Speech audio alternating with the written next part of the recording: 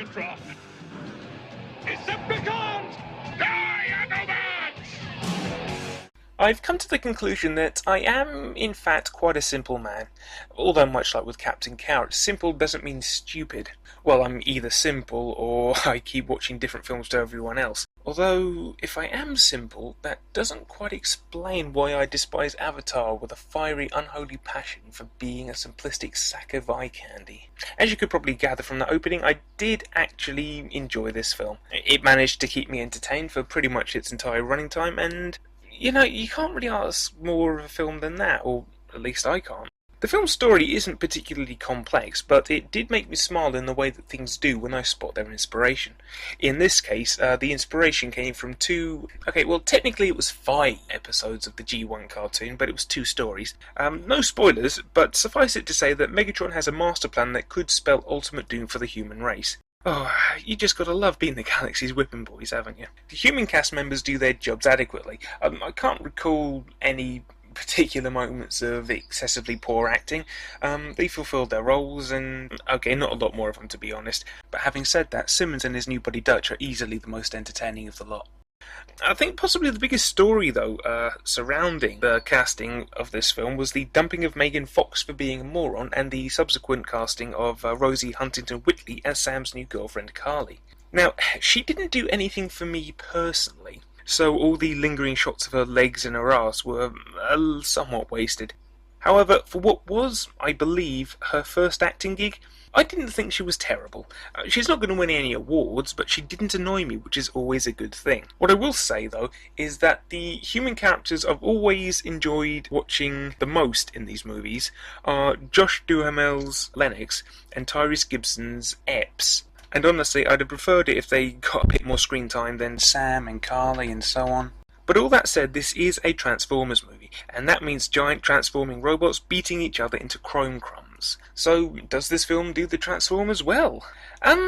Yes. But there are a few caveats attached. Do the bots look the part? Yes. They look like what they are meant to look like, and whilst things may not have improved much since the first, they can at least put more on screen at the same time. The problem with that?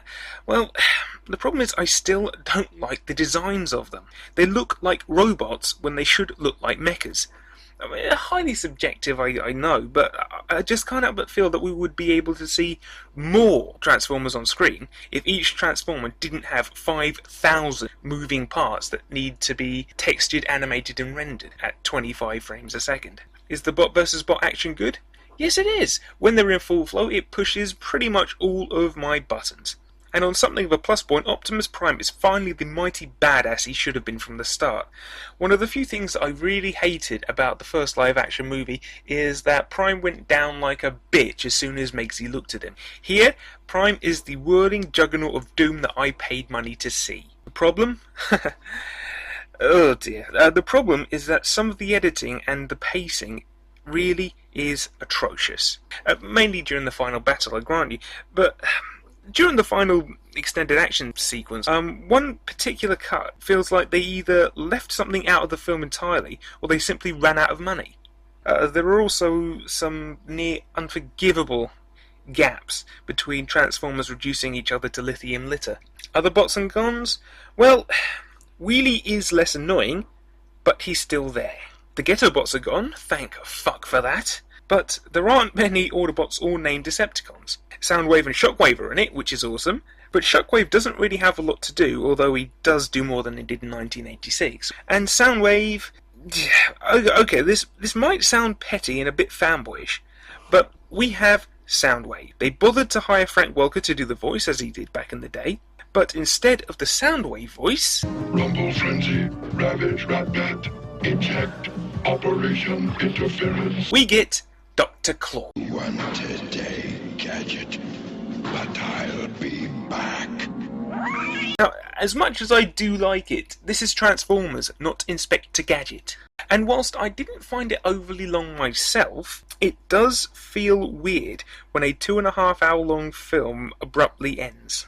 Overall, this is decidedly not a bad film. It's not the greatest film, that in fact would be The Crow, nor is it the best Transformers movie, that in point of fact would be the animated 1986 film. But it is a vast improvement on Revenge of the Fallen, It does have a decent amount of robotic carnage, and as I've said a few times now, it did keep me entertained.